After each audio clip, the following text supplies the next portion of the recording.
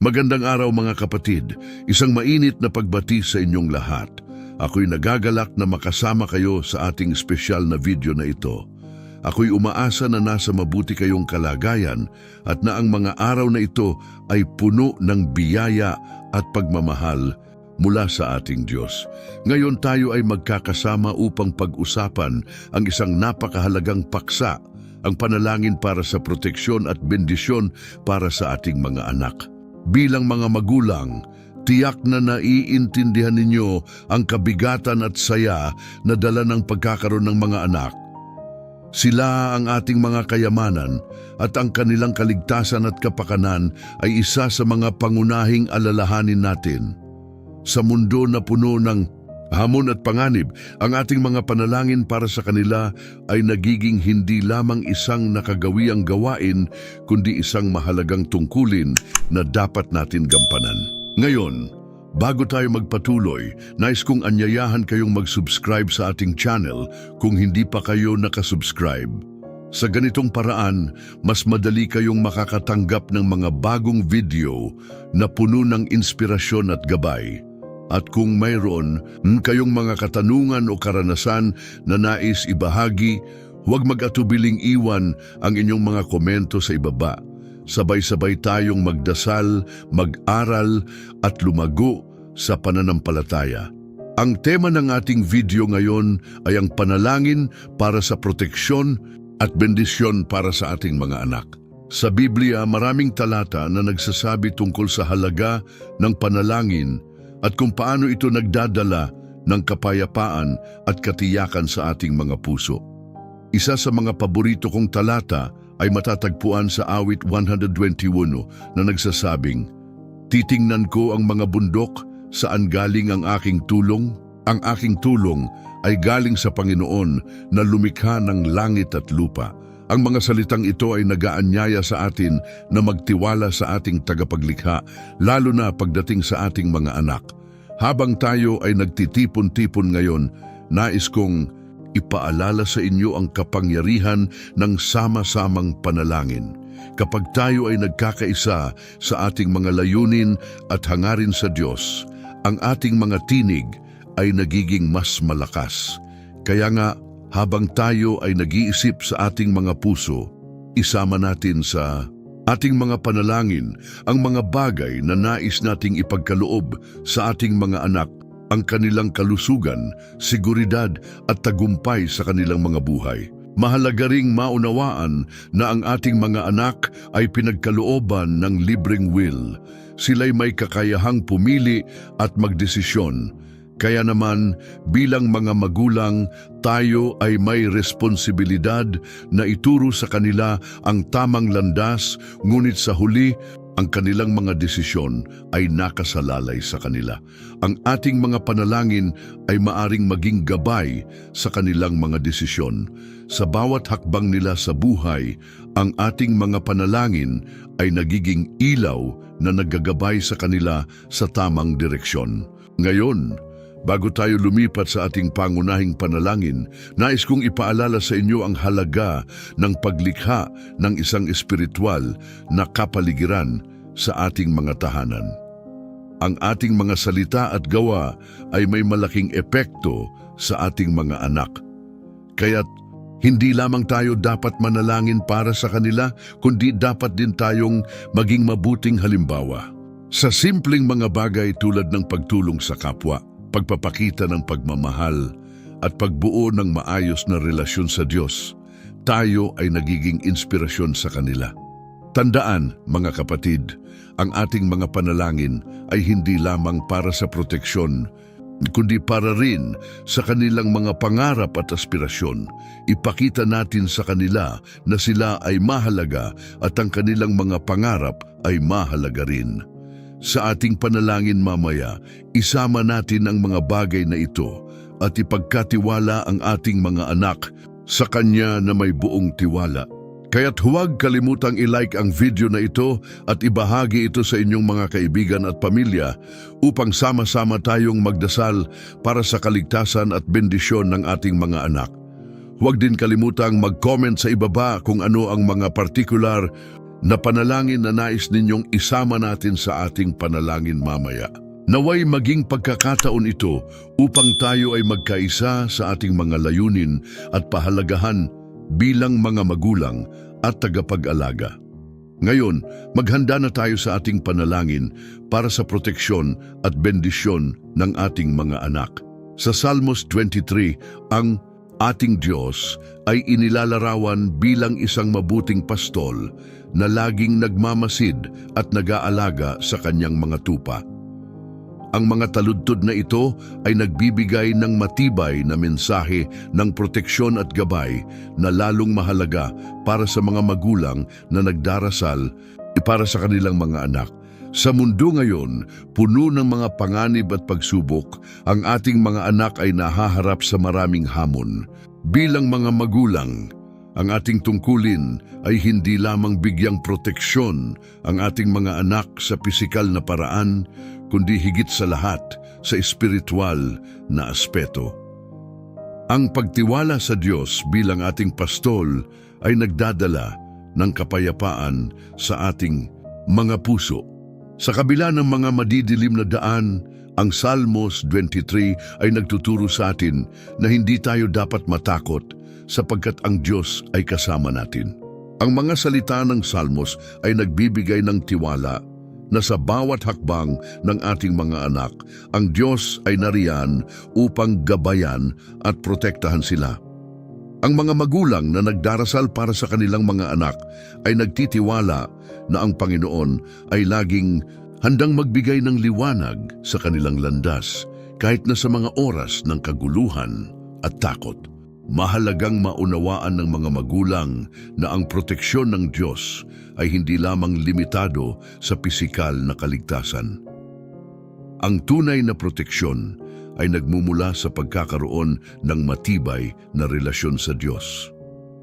Sa pamamagitan ng panalangin at pagtitiwala, sa Kanya ang ating mga anak ay nagiging mas handa sa anumang pagsubok na darating.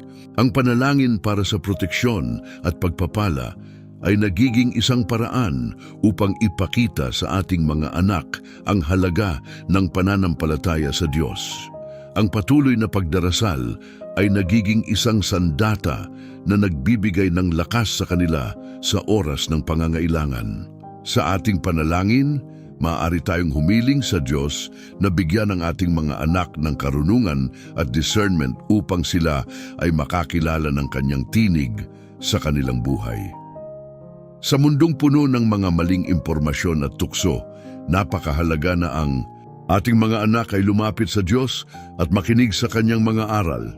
Bilang mga magulang, tayo rin ay may responsibilidad na maging halimbawa sa ating mga anak. Ang ating buhay pananampalataya ay dapat na maging inspirasyon sa kanila upang sila rin ay makilala ang Diyos at magtiwala sa Kanyang mga plano. Minsan, maaring hindi natin makita ang mga panganib na nakapaligid sa ating mga anak. Ngunit sa pananampalataya, alam natin na ang Diyos ay may mas malawak na pananaw sa ating mga buhay. Ang Kanyang mga pangako ay nananatiling matatag kahit sa gitna ng mga pagsubok. Ang Salmos 23 ay nagbibigay ng katiyakan na ang Diyos ay hindi lamang nagmamasid, kundi Siya rin ay aktibong kumikilos para sa ating kabutihan. Sa ating mga panalangin, hinihiling natin na ang mga anak natin ay mapanatili sa ilalim ng Kanyang mga pakpak na nagbibigay ng proteksyon sa lahat ng oras. Ang ating pagdarasal para sa proteksyon at pagpapala ng ating mga anak ay hindi nagtatapos sa simpleng mga salita. Ito ay nagsisilbing isang pangako sa Diyos na tayo ay lumalapit sa Kanya na may buong puso at pananampalataya. Ang ating mga anak ay dapat maramdaman ang ating pagmamahal at ang ating tiwala sa Diyos.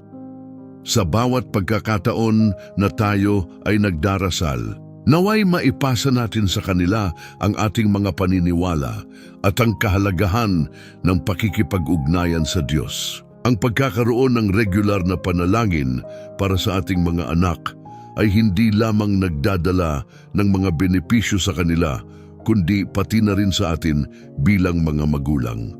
Habang tayo ay nagdarasal, tayo rin ay nagiging mas malapit sa Diyos at ang ating pananampalataya ay lumalalim. Ang Diyos ay nagbibigay ng kapayapaan sa mga magulang na nag-aalala para sa kanilang mga anak at sa kanyang mga pangako, tayo ay nagiging mas matatag sa ating mga pagsubok. Sa huli, ang Salmos 23 ay paalala sa atin na ang ating mga anak ay mayroong isang mabuting pastol na handang umalalay, magprotekta at magbigay ng mga pagpapala sa kanila. Ang ating mga panalangin ay nagiging daan upang maipadama ang ating pagmamahal at ang ating tiwala sa Diyos. Sa bawat hakbang ng ating mga anak, naway patuloy silang makatagpo ng liwanag at gabay ng ating pastol na hindi kailanman nagkukulang. Sa Salmos 91, makikita ang malalim na pangako ng Diyos na Siya ay ating kanlungan at kaligtasan. Ang mga talatang ito ay nagbibigay ng katiyakan na sa gitna ng mga pagsubok at panganib, ang ating pananampalataya sa Kanya ay magdadala sa atin sa tunay na kapayapaan. Sa mundo na puno ng mga banta at takot, lalo na para sa ating mga anak, napakahalaga ng ating paglapit sa Diyos upang humingi ng Kanyang proteksyon at pagpapala. Ang mga bata ay likas na mapaghimagsik at puno ng kuryosidad. Sila ay madalas na nahaharap sa mga panganib, hindi lamang sa pisikal na aspeto kundi pati na rin sa emosyonal at espiritual. Ang Salmos 21 ay nagtuturo sa atin na ang Diyos ay handang maging kanlungan sa kanila. Habang lumalaki ang ating mga anak, sila ay nakakaranas ng iba't ibang pagsubok mula sa mga simpleng suliranin sa paaralan hanggang sa mas malalalim na isyu ng pagkakaibigan at pagkakahiwalay. Dito nagiging mahalaga ang ating papel bilang mga magulang. Kailangan tayong maging tulay sa kanilang pag-unawa sa pagmamahal ng Diyos. Sa mga talata ng Salmos 91, may mga pangako ang Diyos na Kanyang ipinagkakaloob sa mga nagtitiwala sa Kanya.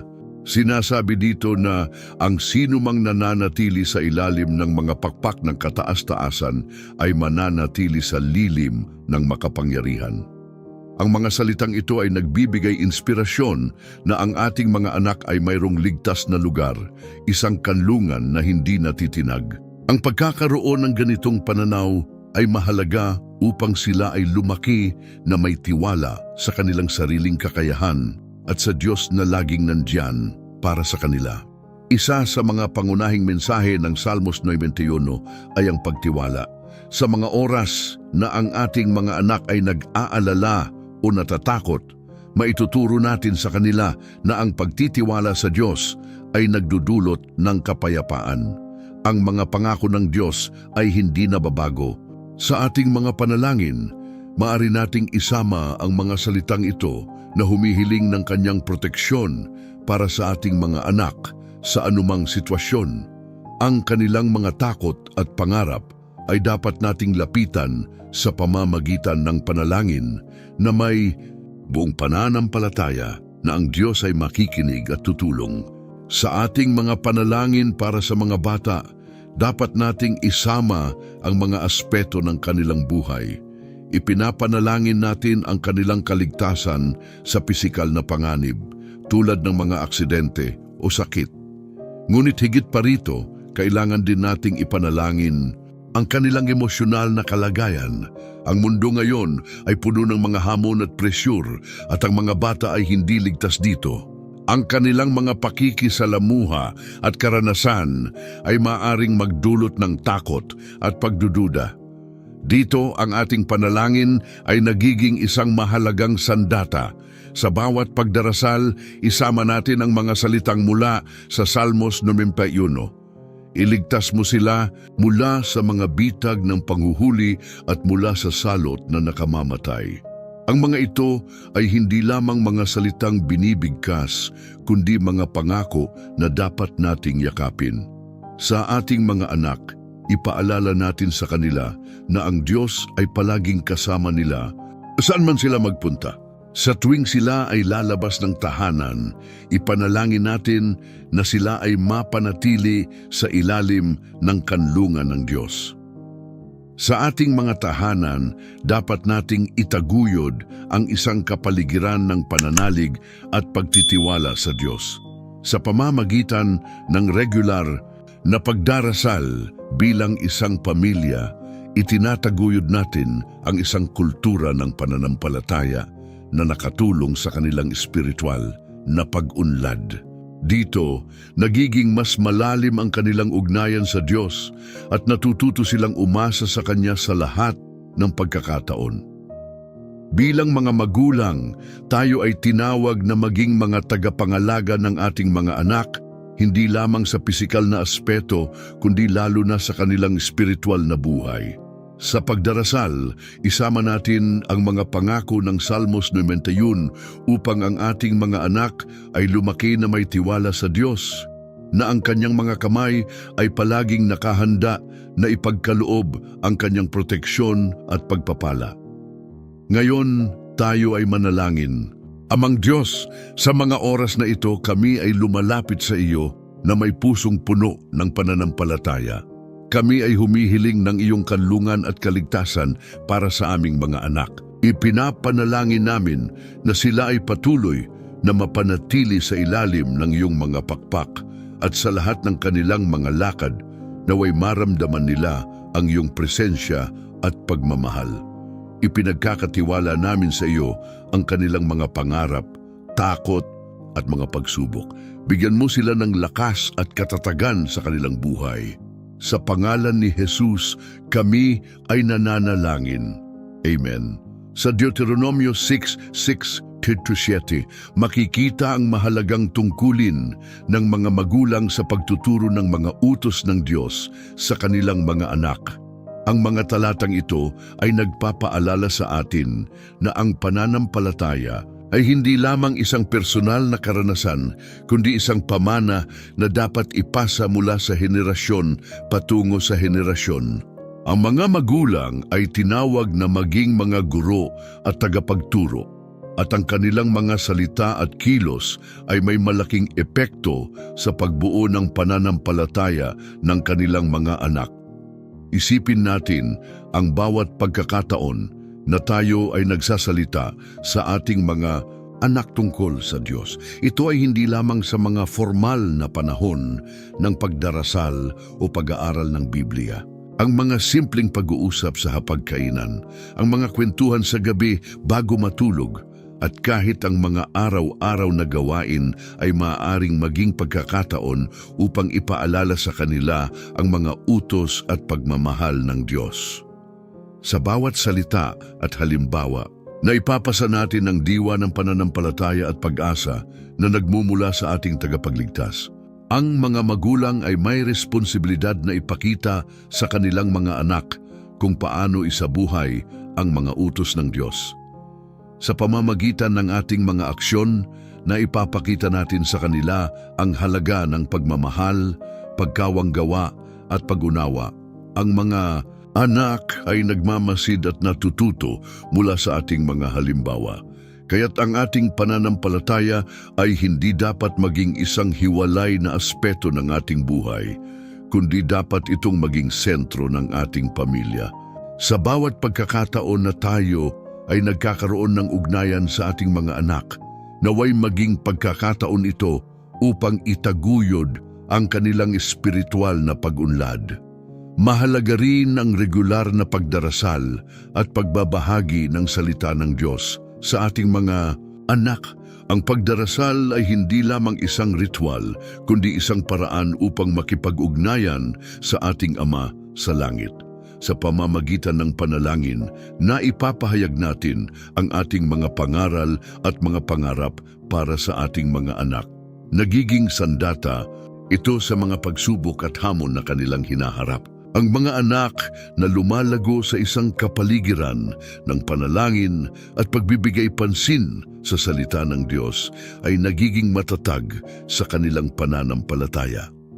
Sa ating mundo ngayon, puno ng mga hamon at pagsubok, ang mga anak ay nahaharap sa iba't ibang uri ng panganib, emosyonal man, sosyal o espiritual. Ang mga impluwensiya mula sa labas ay maaaring magdulot ng pagkalito at takot.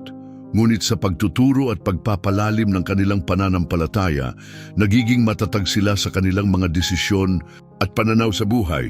Ang mga utos ng Diyos ay nagbibigay ng liwanag at direksyon na kailangan nila upang makalakad sa tamang landas. Dapat nating ipagdasal ang ating mga anak, hindi lamang para sa kanilang kaligtasan, kundi para sa kanilang pag-unlad sa pananampalataya. Sa bawat araw, naway kasama natin silang nagdarasal, nag-aaral ng salita ng Diyos at isinasagawa ang mga aral na ito sa kanilang buhay. Ang ating mga anak ay mga mahalagang unit ng ating komunidad at simbahan. Ang kanilang pag-unlad sa espiritual na aspeto ay nagdadala ng pag-asa at liwanag sa hinaharap. Sa huli, ang ating tungkulin bilang mga magulang ay hindi nagtatapos sa simpleng pagbibigay ng material na pangangailangan. Tayo ay tinawag upang maging mga gabay at tagapagturo na nagtuturo hindi lamang ng mga aral kundi ng mga prinsipyo ng pananampalataya. Sa ating mga kamay, nakasalalay ang kinabukasan ng ating mga anak at ng ating simbahan. Naway patuloy tayong maging inspirasyon sa kanila na sa kabila ng mga pagsubok ay magpapatuloy silang magtiwala sa Diyos na nagmamahal at nag-aalaga sa kanila. Sa susunod na bahagi, magkakaroon tayo ng isang panalangin para sa proteksyon at pagpapala para sa ating mga anak. O Diyos na makapangyarihan sa lahat, lumalapit kami sa iyo sa ngalan ng iyong anak na si Jesus, na nagbigay sa amin ng pag-asa at liwanag. Sa oras na ito, kami ay nagtataguyod ng aming mga anak ang mga regalong iyong ibinigay sa amin. Sa bawat ngiti at tawa ng mga bata, nakikita namin ang iyong pagmamahal at kabutihan. Sa kanilang mga mata, nakikita namin ang hinaharap, puno ng mga pangarap at potensyal. Panginoon, kami ay humihiling ng iyong mga kamay na magpapaubaya sa kanila. Sa bawat hakbang na kanilang tatahakin, naway ang iyong gabay ang maging liwanag na kanilang susundan. Sa mga pagkakataong sila'y maliligaw ng landas, naway ang iyong tinig ang kanilang marinig, umaabot sa kanilang mga puso, nagtuturo sa kanila ng tamang daan. Hinihiling namin ang iyong patnubay sa mga desisyon at pagpili na kanilang gagawin. Naway makilala nila ang mabuti at masama, ang wastong landas at ang mga pagsubok na dala ng mundong ito. O Diyos, sa bawat pagsubok na kanilang haharapin, kami ay nagdarasal na sila'y maging matatag. Palakasin mo ang kanilang loob at pagtitiwala sa sarili. Sa mga oras ng takot at pangamba, ipakita mo sa kanila ang iyong kapayapaan. Huwag silang padalos-dalos sa kanilang mga desisyon, kundi naway maglaan sila ng panahon upang magdasal at magmuni-muni. Sa mga pagkakataong sila'y nahihirapan, naway matutunan nilang tumawag sa iyong pangalan, sa pag-asa na sila'y mapapakinggan at tutulungan.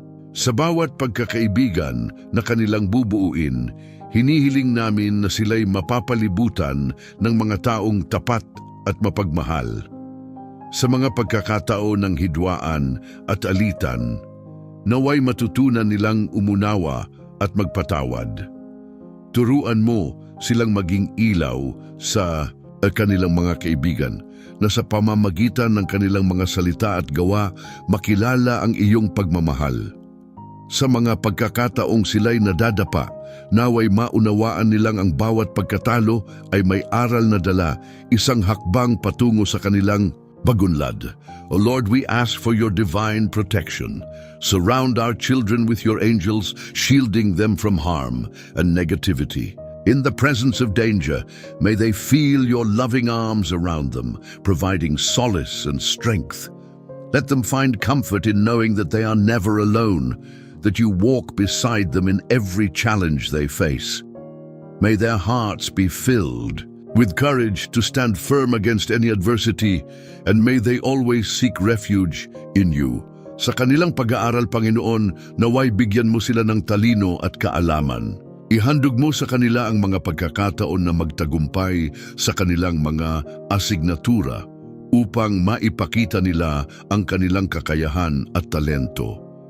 Naway maging masigasig sila sa kanilang mga aralin at sa bawat pagsusumikap, makilala nila ang halaga ng dedikasyon at pagsisikap.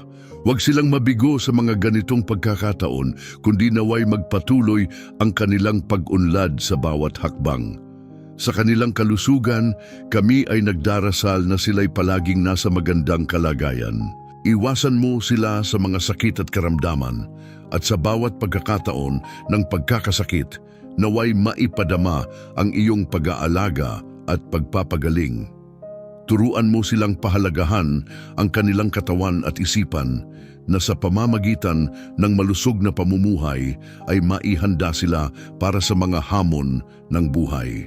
O Diyos na puno ng pagkalinga, sa mga oras na sila'y nawawalan ng pag-asa, naway maging sandigan nila ang kanilang pananampalataya. Ipaabot sa kanila ang iyong mga pangako na sa bawat bagyo ng buhay, ikaw ang kanilang kalakasan. Turuan mo silang magtiwala sa iyo na sa kabila ng mga pagsubok, ikaw ang magbibigay ng solusyon at gabay. Sa bawat himala na kanilang mararanasan, naway madagdagan ang kanilang pananampalataya at pagmamahal sa iyo. Panginoon, sa bawat hakbang ng aming mga anak, naway ang aming mga panalangin ay maging kanilang kalakasan. Ibigay mo sa kanila ang kagalakan at pag-asa sa bawat araw na sila'y umuusad. Itaguyod mo sila sa kanilang mga pangarap at sa bawat tagumpay, naway maging masaya silang magbigay pugay sa iyo na sa lahat ng ito, ikaw ang nagbigay ng pagkakataon at kakayahan. Patuloy mo silang ihandog ng pagmamahal at pagkalinga na sa kanilang mga puso, lagi silang makaramdam ng iyong yakap at gabay. O Diyos na puno ng pag-ibig at awa, patuloy kaming nananalangin sa iyo para sa aming mga anak. Sa bawat araw na lumilipas, naway ipagkaloob mo sa kanila ang lakas at determinasyon na harapin ang mga hamon ng buhay. Sa kanilang paglalakbay, naway makilala nila ang tunay na halaga ng pagkakaibigan at pagmamahalan. Hinihiling namin na sa kanilang mga interaksyon, matutunan nilang pahalagahan ng mga tao sa kanilang paligid, na sila'y maging inspirasyon sa isa't isa. Sa mga pagkakataong sila'y naguguluhan, naway maging matatag ang kanilang puso at isip, at sa kanilang mga desisyon, naway laging nariyan ang iyong gabay. Panginoon, sa kanilang mga pangarap na hinahabol, naway bigyan mo sila ng kakayahan na hindi mawalan ng pag-asa. Sa bawat pagkakataon na sila'y mangarap, naway matutunan nilang magsikap at magpursige. Ipinapanalangin namin na sa kabila ng mga pagsubok at pagkatalo, makita nila ang mga aral na dulot nito at maging inspirasyon sa kanilang mga susunod na hakbang. Turuan mo silang huwag matakot sa mga pagkakamali, kundi tingnan ito bilang mga hakbang patungo sa kanilang pag-unlad. Sa bawat pagkatalo, naway matutunan nilang bumangon at muling lumaban na may mas matibay na pananampalataya at pag-asa.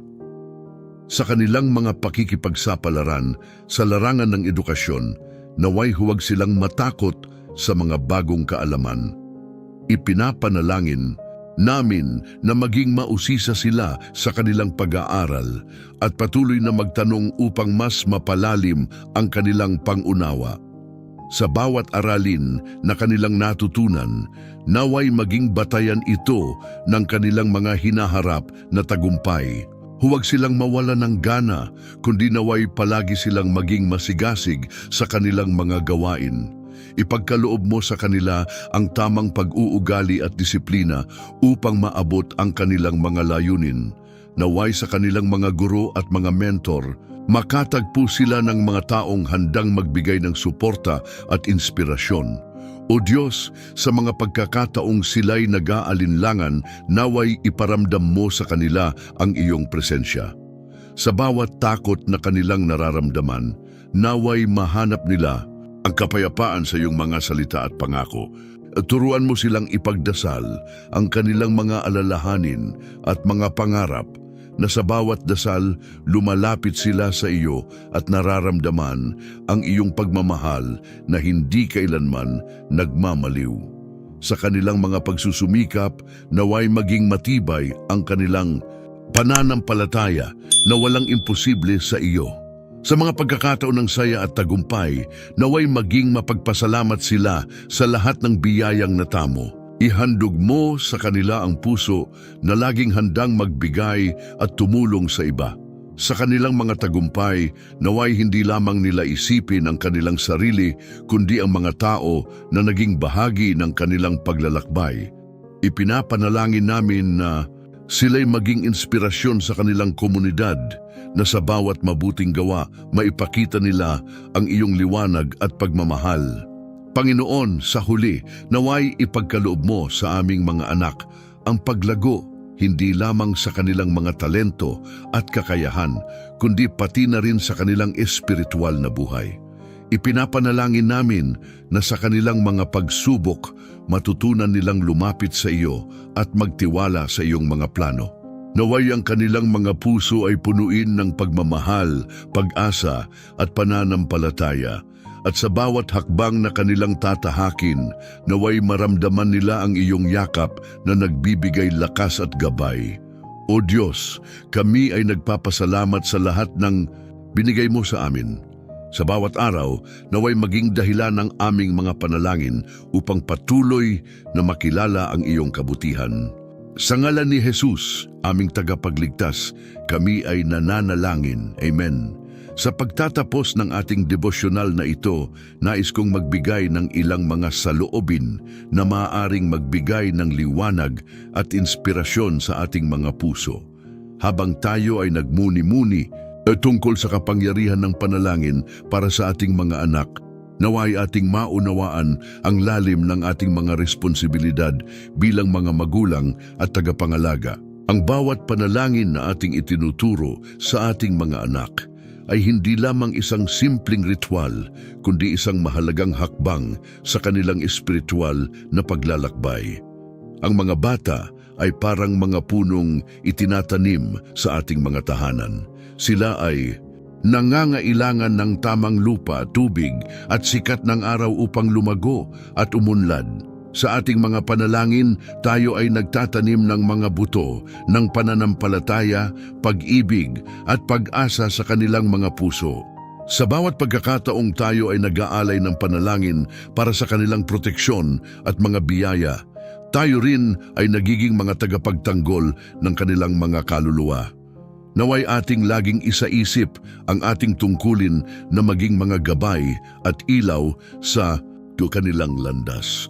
Minsan maaaring magduda tayo sa bisa ng ating mga panalangin, subalit mahalaga na malaman natin na ang ating mga panalangin ay umaabot sa mga langit. Ang ating Diyos ay nakikinig at Siya ay kumikilos sa mga bagay na hindi natin nakikita. Sa mga oras ng takot at pangamba, tayo ay pinapaalalahanan na ang Diyos ay kasama natin at sa ating mga anak. Ang kanyang mga pangako ay hindi nagmamaliw. Ang kanyang pagmamahal ay hindi natatapos. Sa bawat hamon na dumarating, huwag tayong mawalan ng pag-asa. Ang ating pananampalataya ay dapat maging matibay at ang ating mga panalangin ay dapat maging masigla. Nais ko ring ituro ang kahalagahan ng ating halimbawa bilang mga magulang. Ang ating mga salita at kilos ay nakakaapekto sa ating mga anak. Kung tayo ay puno ng pag-asa at tiwala sa Diyos, makikita ito ng ating mga anak at sila ay mahihikayat na magtiwala rin sa Kanya. Sa bawat pagkakataon na tayo ay nagbabahagi ng ating mga karanasan sa pananampalataya, tayo ay nagiging inspirasyon sa kanila. Ipakita natin sa kanila ang halaga ng pananampalataya sa ating pang-araw-araw na buhay.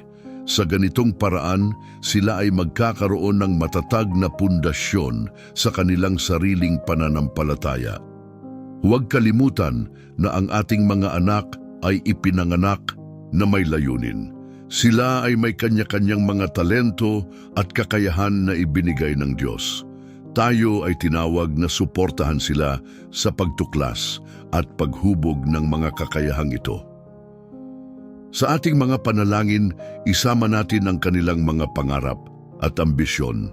Hilingin nating gabayan sila ng Diyos sa kanilang mga desisyon at hakbang sa buhay. Naway mapuno sila ng karunungan at kaalaman upang maging mga mabuting tao sa ating lipunan.